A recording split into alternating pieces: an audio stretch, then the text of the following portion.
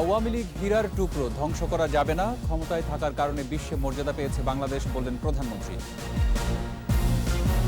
Corona পরিস্থিতি ভয়াবহ হওয়ার আশঙ্কা স্বাস্থ্য অধিদপ্তরের, রেকর্ড 85 মৃত্যু, শনাক্ত 5,500-এর উপরে। রাজধানীর প্রবেশপথে ঢিলেঢালা লকডাউন, যানবাহন সামাল দিতে হিমশিম আইনশৃঙ্খলা বাহিনী। সচল রয়েছে অর্থনীতির চাকা, চ্যালেঞ্জ থাকলেও বাজেট বাস্তবায়ন কঠিন হবে না, বললেন অর্থমন্ত্রী। এনআইডি নিয়ে আলোচনা চান সিইসি, ভোট করতে সমস্যা হবে না, মন্তব্য স্বরাষ্ট্রমন্ত্রীর।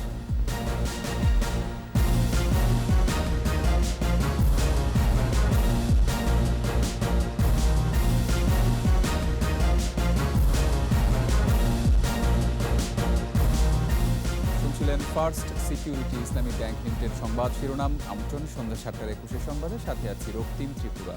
দর্শক, 21 টেলিভিশনের সংবাদ একই সাথে সরাসরি দেখতে পাবেন আমাদের ফেসবুক পেজ www.facebook.com/2124 অনলাইনে। Mega spider ceiling fan, mega বাতাসে শান্তির পরশ। এছাড়া সংবাদে আরও থাকছে,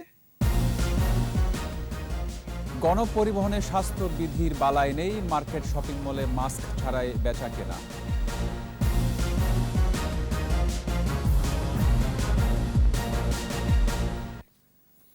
প্রধানমন্ত্রী শেখ হাসিনা বলেছেন, অনেকেই আওয়ামী লীগকে ধ্বংসের চেষ্টা করছে, পারেনি, পারবেও না। দলের প্রতিষ্ঠাবার্ষিকীতে তিনি বলেন, আওয়ামী লীগ ক্ষমতায় আছে বলেই বাংলাদেশ আজ বিশ্বের কাছে মর্যাদাশীল।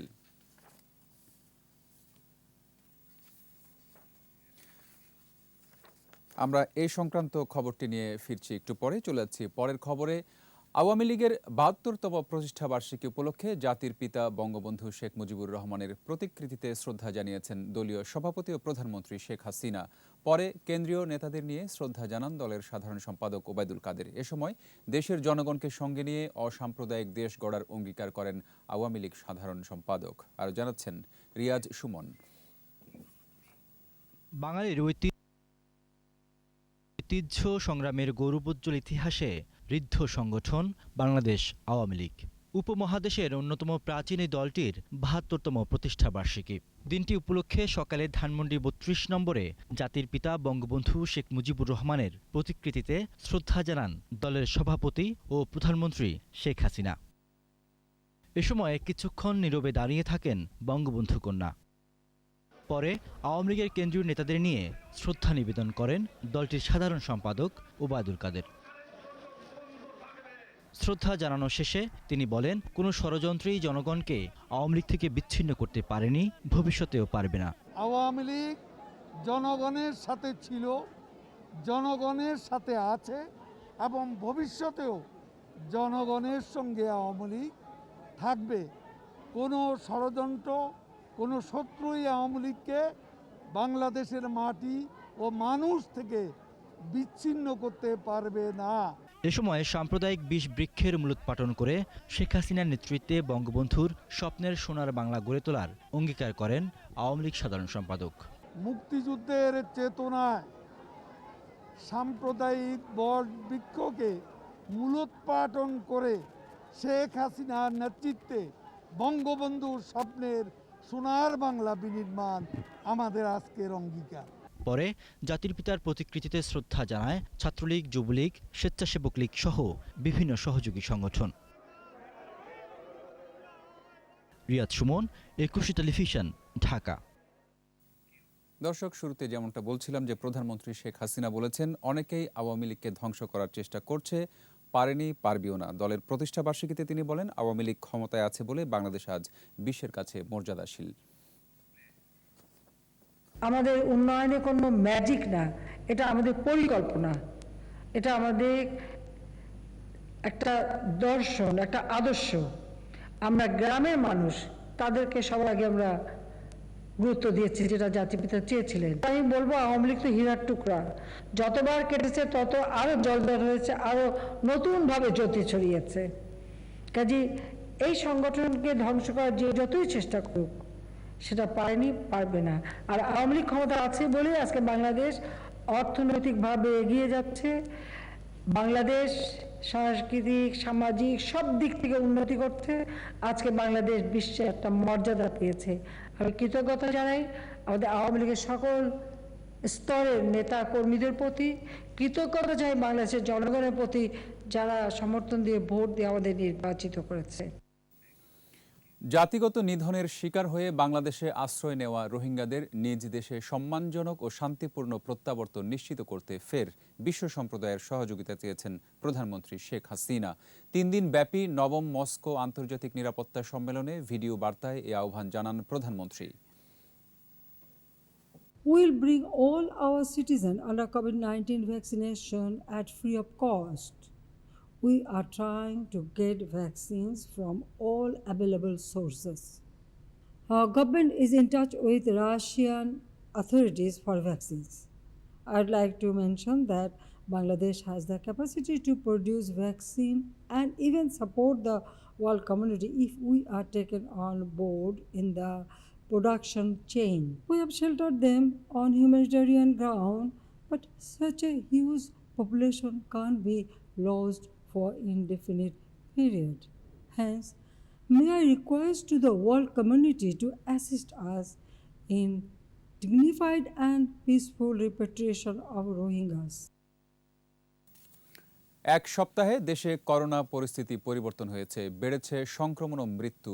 সবাই সচেতন না হলে দেশের অবস্থা শোচনীয় হবে বলে সতর্ক করেছে স্বাস্থ্য অধিদপ্তর। সারা দেশে আপাতত লকডাউনের প্রয়োজন নেই, তবে সকল জেলায় সংক্রমণ 15 থেকে 20% বেশি হলে এ বিষয়ে সিদ্ধান্ত নেওয়া হবে। ভার্চুয়ালি স্বাস্থ্য বুলেটিনে এসব জানানো হয়। এদিকে করোনায় 24 ঘন্টায় মারা গেছে 85 জন, শনাক্ত 5727। স্মৃতি মণ্ডলের রিপোর্ট। সীমান্তবর্তী এলাকাসহ আশপাশে ছড়িয়ে পড়ছে করোনা সংক্রমণ। গেল এক সপ্তাহের মধ্যে সংক্রমণ বেড়েছে ভয়াবহভাবে, বাড়ছে মৃত্যু। স্বাস্থ্য অধিদপ্তরের ভার্চুয়াল স্বাস্থ্য বুলেটিনে সারা দেশের করোনা পরিস্থিতি তুলে ধরা হয়। বরিশালে প্রায় এক সপ্তাহ ব্যবধানে তাদের উইকলি চেঞ্জ পজিটিভ হয়ে গেছে প্রায় 49.6%। চট্টগ্রামে সেটা হয়েছে 42.2%। ঢাকাতেও বেড়ে গেছে প্রায় 114, যেখানে ঢাকা প্রায় 3 থেকে 5% মতো চলে এসেছিল। খুলনাতে এটার ভাগ প্রায় 50 ভাগ, ময়মনসিংহে 61.9 ভাগ। কেবলমাত্র রাজশাহী, যে বর্ডার এলাকাতে প্রথম দিকে অনেক বেশি সংক্রমণ ছিল, সেটির উইকলি চেঞ্জের মাত্রাটা কিন্তু কমে গেছে, এখন মাত্র 12.9%। ঢাকার চারপাশে লকডাউন দেয়া হয়েছে, তবে সকল জেলা উপজেলায় সংক্রমণ 15 থেকে 20% বেশি হলে সারা দেশে লকডাউনের সিদ্ধান্ত আসতে পারে। চারপাশে যেসব স্থানগুলো থেকে আমাদের ঢাকামুখী রোগী আসার সম্ভাবনা ছিল, সেই স্থানটাকে যদি আমরা বন্ধ করতে পারি, তাহলে ঢাকার ভিতরে লকডাউন আর জরুরি প্রয়োজন হবে না। আমাদের যদি 15 থেকে 20% বেশি কোন স্থানে সংক্রমণ চলতেই থাকে, তাহলে কিন্তু এটির মাত্রা আরো দ্বিগুণ ত্রিগুণ হয়ে যাওয়ার সম্ভাবনা থাকে। স্বাস্থ্য অধিদপ্তরের দেয়া তথ্য অনুযায়ী করোনায় 24 ঘন্টায় মারা গেছে 85 জন, মৃতের সংখ্যা বেড়ে 13,787। 554টি ল্যাবে 28,580 জনের নমুনা পরীক্ষায় শনাক্ত 5,727। মোট শনাক্ত 8,66,877। নতুন 3,168 জন সহ সুস্থ হয়েছে 7,91,553। পরীক্ষা বিপরীতে দৈনিক সংক্রমণ হার বেড়ে হয়েছে 20.27%, সুস্থতা 91.31 ও মৃত্যু 1.59%। 24 ঘন্টায় সবচেয়ে বেশি মৃত্যু খুলনা বিভাগে 36 জন, ঢাকা বিভাগে 19 ও রাজশাহী বিভাগে মারা গেছে 18 জন। স্মৃতি মণ্ডল, একুশে টেলিভিশন, ঢাকা।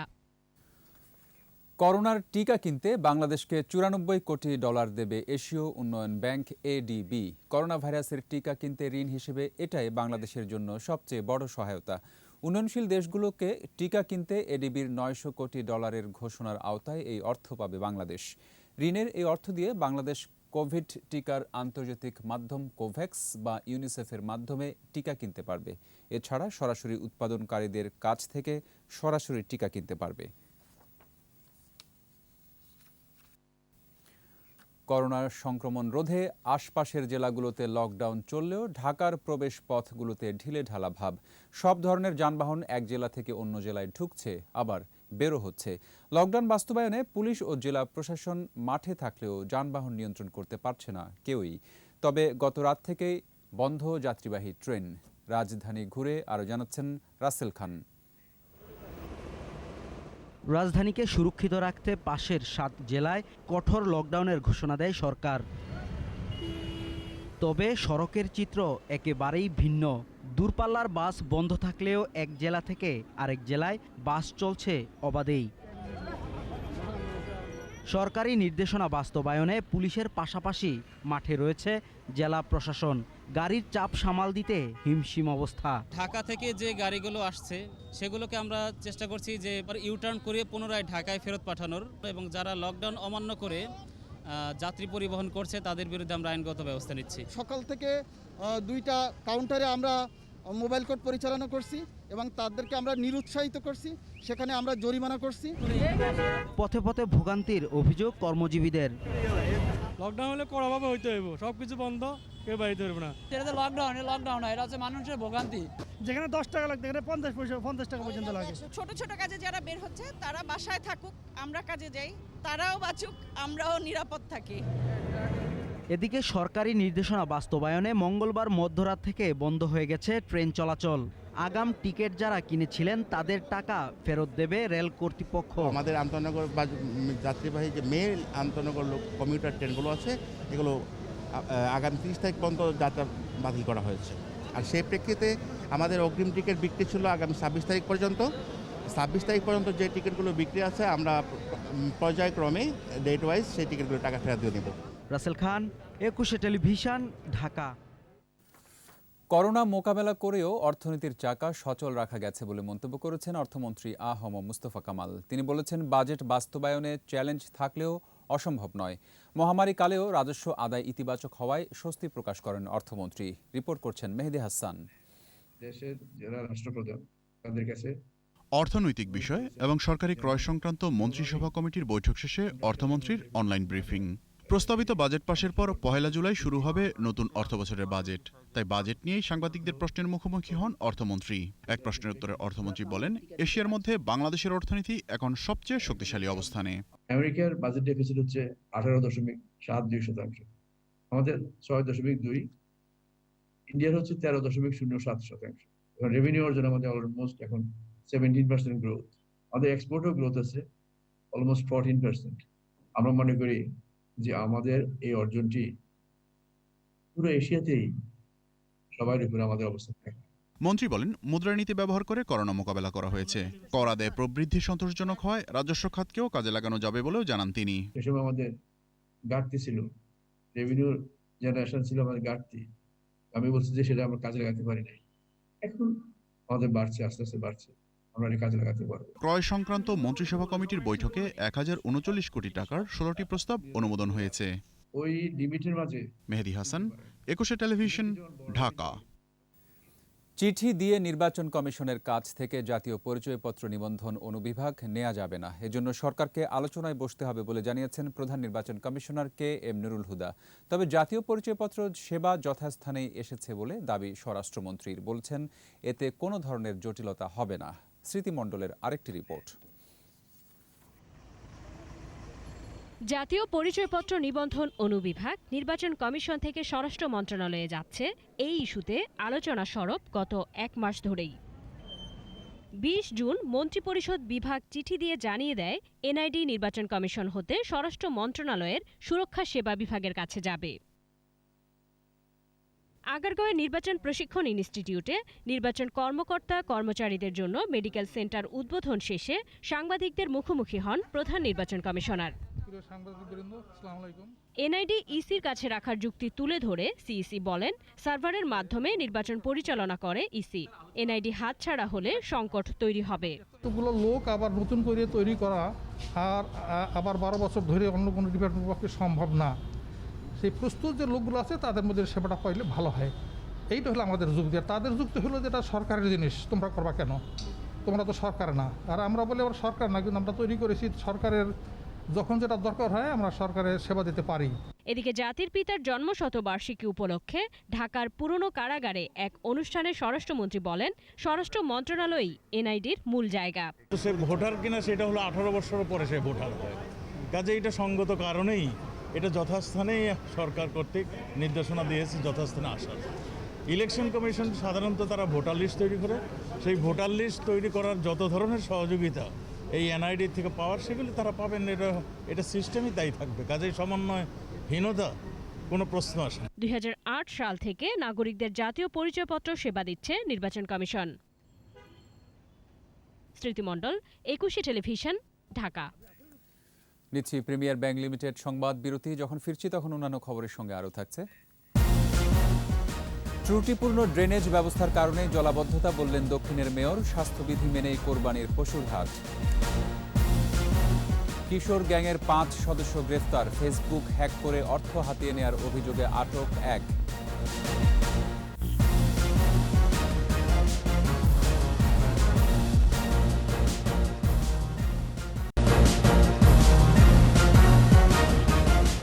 আমন্ত্রণ আবারও সন্ধ্যা 7:21 সংবাদে।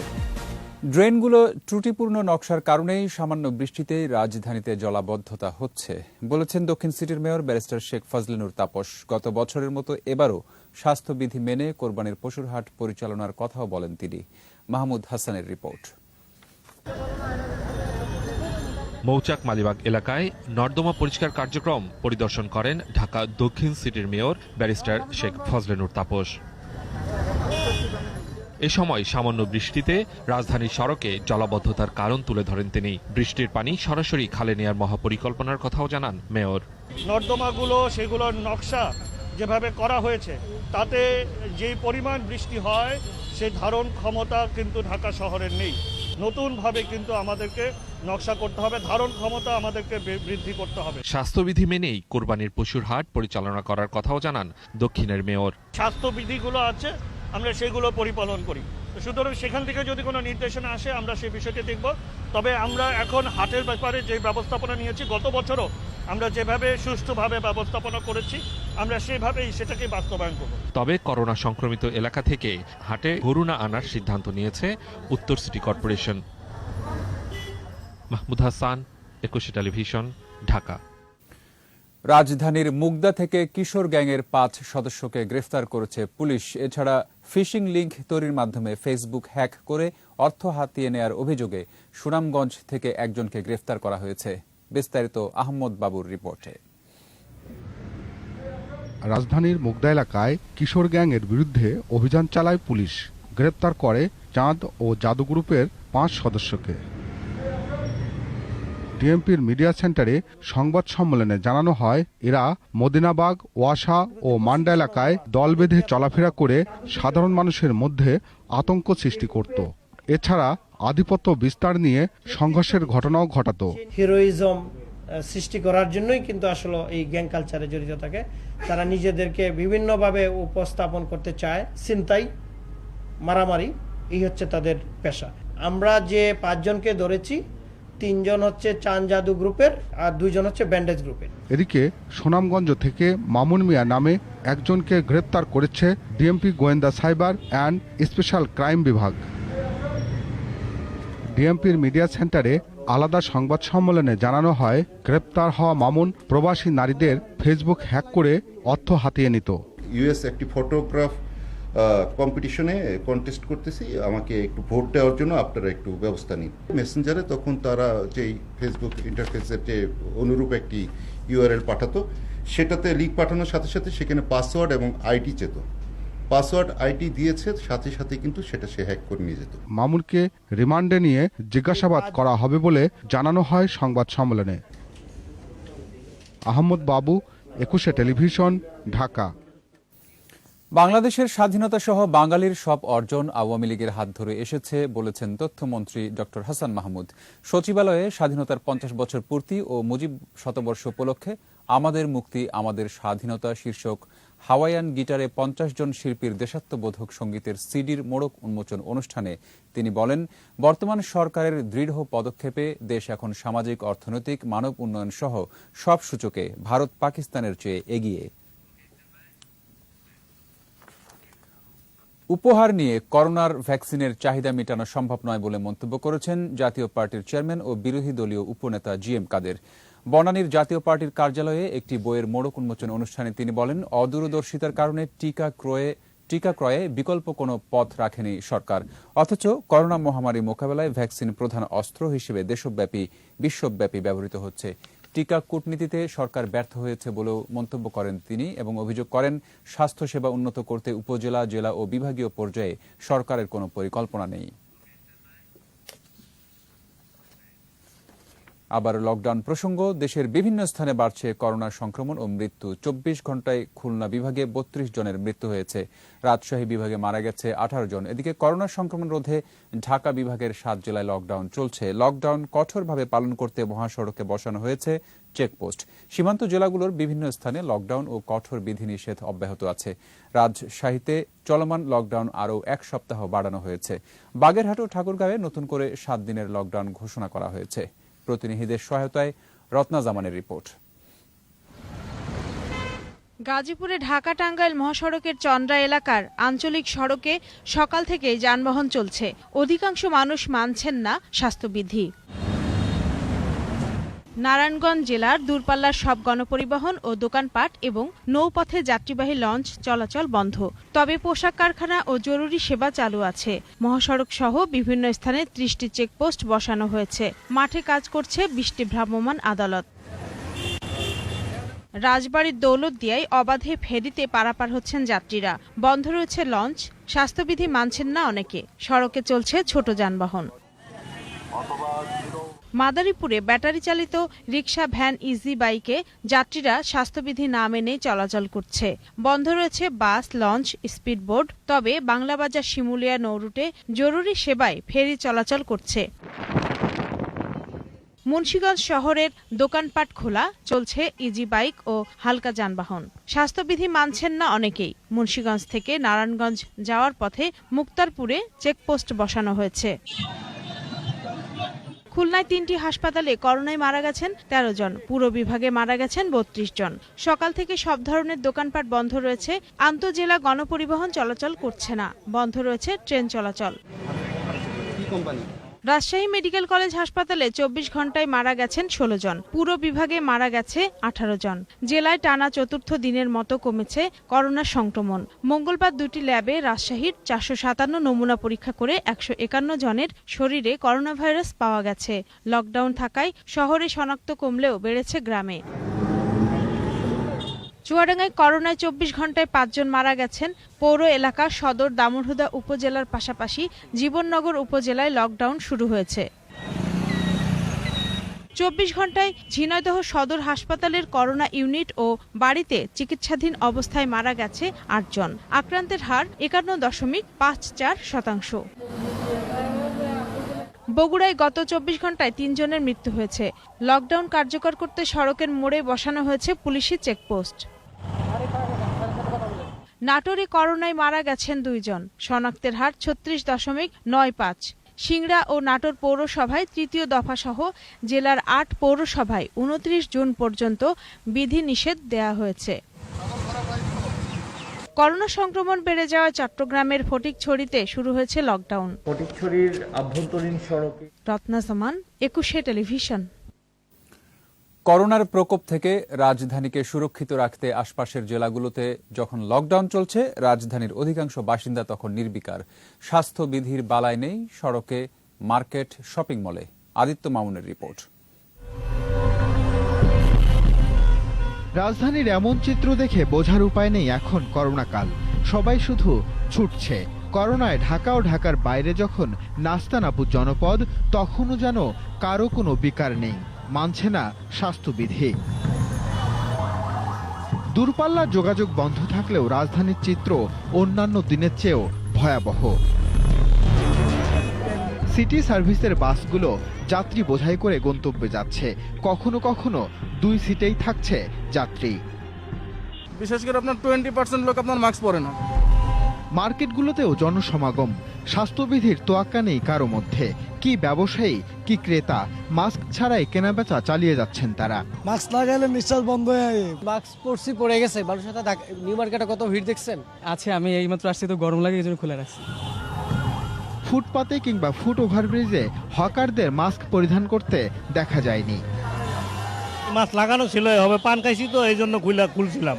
ও না মাস্ক আছে, আমি একটু পরে পড়বো ভাই। এদিকে স্বরাষ্ট্রমন্ত্রী আসাদুজ্জামান খান কামাল বলেছেন, বিধিনিষেধ নিশ্চিত করা আইন শৃঙ্খলা রক্ষাকারী বাহিনীর একার পক্ষে সম্ভব নয়। বাঁচার উপায়টা আমাদের সরকার বলে দিচ্ছে যে মাস্ক পরুন, দূরত্বে থাকুন, সবারই এটা মানা উচিত, নিজের তাগিদেই এটা মানা উচিত।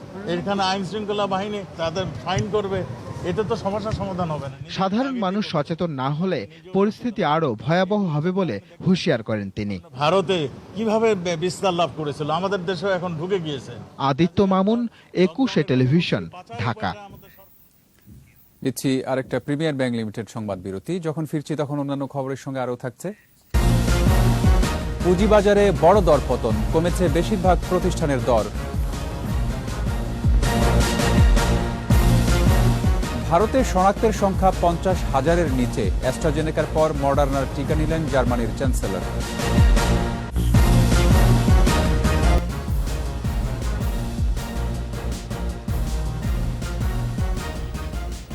আমন্ত্রণ আবারও সন্ধ্যা 7:21 সংবাদে। ঋণ খেলাপি ধরতে সিআইবির অনলাইন তথ্য ভান্ডার আরও সুবিন্যস্ত করেছে বাংলাদেশ ব্যাংক। এতে নিয়মিত এবং ঋণ খেলাপি পৃথকভাবে শনাক্ত করার ব্যবস্থা রাখা হয়েছে। আর সিআইবির নিরাপত্তা বৃদ্ধি ও ব্যবহারেও পদ্ধতিগত পরিবর্তন এনেছে কেন্দ্রীয় ব্যাংক। মেহেদী হাসানের রিপোর্ট। ক্রেডিট ইনফরমেশন ব্যুরো বা সিআইবি বাংলাদেশ ব্যাংকের একটি বিশেষ শাখা। ব্যাংক ও আর্থিক প্রতিষ্ঠানের ঋণ বিষয়ক সব তথ্য এখানে সংরক্ষিত থাকে।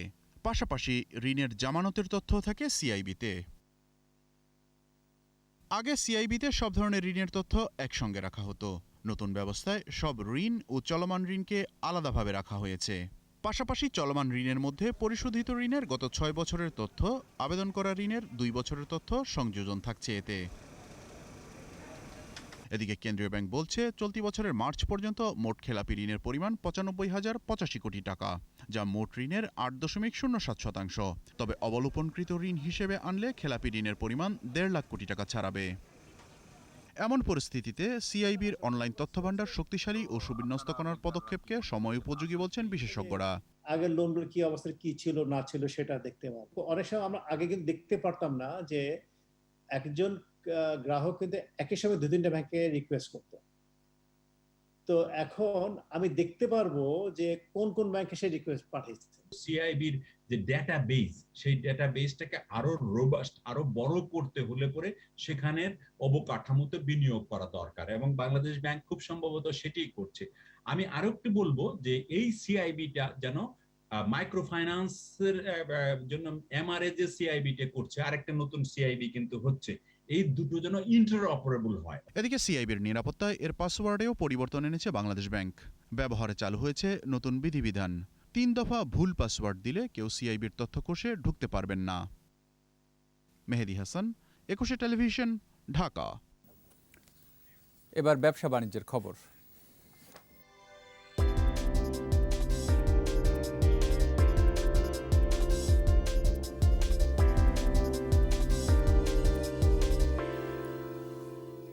বড় দরপতন হয়েছে দেশের পুঁজিবাজারে। কমেছে বেশিরভাগ প্রতিষ্ঠানের দর।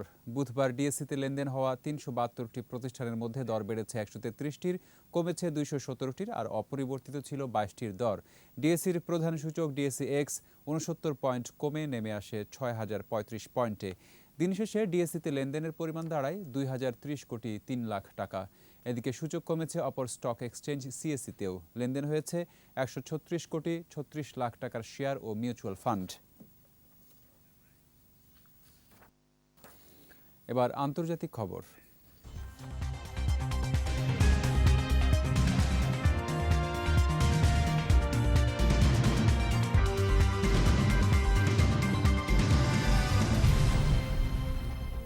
ভারতে করোনা ভাইরাস আক্রান্তের সংখ্যা 50,000-এর নিচে নামল।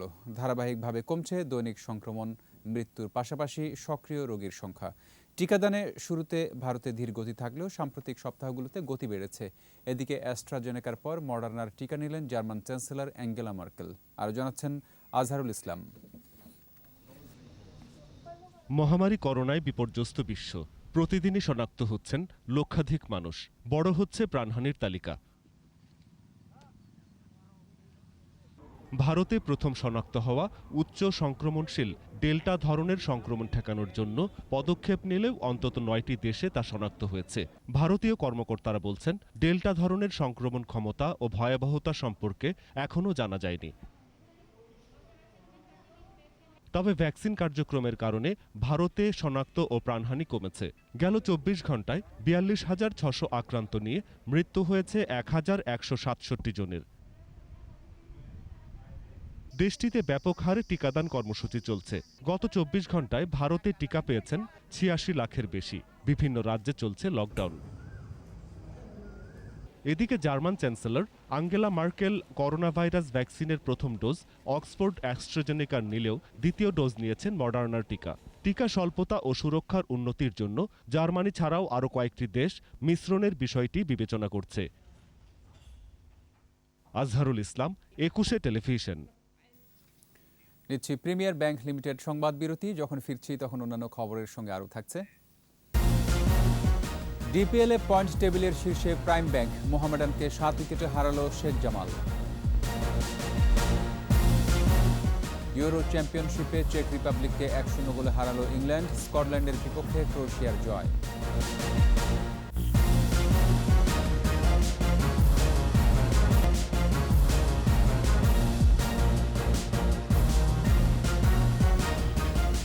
আবারও আমন্ত্রণ সন্ধ্যা 7:21 সংবাদে। বিশিষ্ট সাংবাদিক, সাহিত্যিক ও রাজনীতিবিদ বেবি মওদুদের 74তম জন্মদিন আজ। বেবি মওদুদ 1948 সালে ভারতের বর্ধমানে জন্মগ্রহণ করেন। সাংবাদিকতা দিয়ে পেশাগত জীবন শুরু করলেও তিনি ছিলেন সকল প্রগতিশীলদের আন্দোলনের সাথে। নারীর অধিকার প্রতিষ্ঠা, সমাজ সেবা ও সাহিত্যানুরাগী হিসেবে তিনি সর্বজন বিদিত। সৎ ও নীতিবান মানুষ হিসেবেই মানুষের কাছে পৌঁছেছেন বেবি মওদুদ। 80 ও 90 দশকে নারী ও শিশু পাচার প্রতিরোধে সোচ্চার ছিল তার কণ্ঠস্বর। পালন করেছেন জাতীয় ও আন্তর্জাতিক নানা প্রতিষ্ঠানে বড় বড় দায়িত্ব। নবম জাতীয় সংসদে তিনি সদস্য ছিলেন। বর্তমান প্রধানমন্ত্রী শেখ হাসিনার বাল্যবন্ধু ছিলেন বেবি মওদুদ। 25 জুলাই 2014 সালে তিনি পরলোকগত হন।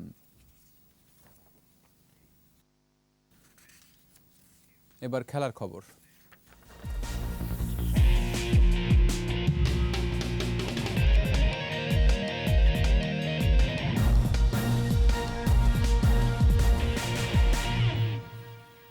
ঢাকা প্রিমিয়ার টি-20 সুপার লিগে গাজী গ্রুপকে 2 উইকেটে হারিয়ে পয়েন্ট টেবিলের শীর্ষে উঠে এলো প্রাইম ব্যাংক। অপর ম্যাচে মোহামেডানকে 7 উইকেটে হারিয়েছে শেখ জামাল। এই জয়ে 14 ম্যাচে 22 পয়েন্ট সংগ্রহ করেছে তারা।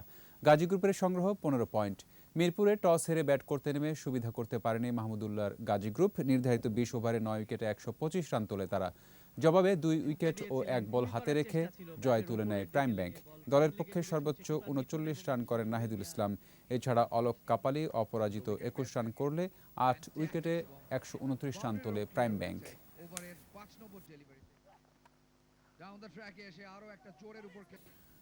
আর এরই সাথে শেষ করছি সন্ধ্যা 7:21 সংবাদ। যাওয়ার আগে ফার্স্ট সিকিউরিটি ইসলামী ব্যাংক লিমিটেড সংবাদ শিরোনামগুলো আরও একবার। আওয়ামী লীগ হীরার টুকরা, ধ্বংস করা যাবে না। ক্ষমতায় থাকার কারণে বিশ্বে মর্যাদা পেয়েছে বাংলাদেশ, বললেন প্রধানমন্ত্রী। করোনা পরিস্থিতি ভয়াবহ হওয়ার আশঙ্কা স্বাস্থ্য অধিদপ্তরের। রেকর্ড 85 মৃত্যু, শনাক্ত 5,500-এর উপরে। রাজধানীর প্রবেশ পথে ঢিলেঢালা লকডাউন, যানবাহন সামাল দিতে হিমশিম আইনশৃঙ্খলা বাহিনী। সচল রয়েছে অর্থনীতির চাকা, চ্যালেঞ্জ থাকলেও বাজেট বাস্তবায়ন কঠিন হবে না, বললেন অর্থমন্ত্রী। এনআইডি নিয়ে আলোচনা চান সিইসি, ভোট করতে সমস্যা হবে না, মন্তব্য স্বরাষ্ট্রমন্ত্রীর।